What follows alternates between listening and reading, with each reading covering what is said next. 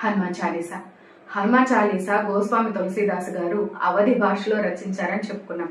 మరి అసలు హనుమాన్ చాలీసా రాయడానికి జరిగినటువంటి నేపథ్యం ఏమిటి? గోస్వామి తులసీదాస్ గారు పరమ రామ భక్తుడు. రామ భక్తిని ప్రజలందరిలో చైతన్యం కలిగిస్తూ ఆ రామచంద్రుని విశిష్టతను రాజ్యమంతా వ్యాపింపచేస్తూ ఉండేవారు.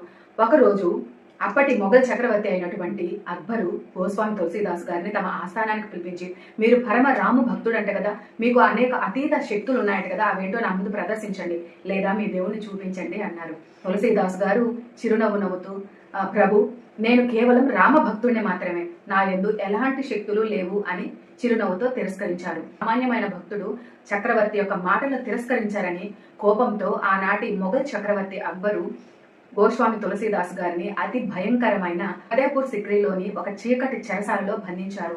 ఆ కఠినమైనటువంటి చెరసాలలో 40 రోజుల పాటు బంధించాడు.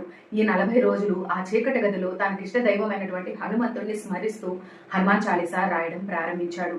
ఈ హనుమాన్ చాలీసా కేవలం గోస్వామి తులసీదాసు గారి నుంచి జాలు వారిన హనుమంతుని యొక్క గొప్పతనమే కాదు, నేడు అనేక సమస్యలతో విజయం వైపు పరిగెడుతున్న, విజయం కోసం తప్పిస్తూ ఉన్న యువతకు సైతం ప్రతి ఒక్కరికి ఎంతో గొప్ప స్ఫూర్తిని కలిగించే అద్భుతమైన విజయ రహస్యాలు. మరి అవి ఏంటో తెలుసుకునే ప్రయత్నం తర్వాత వీడియోలో చూద్దాం.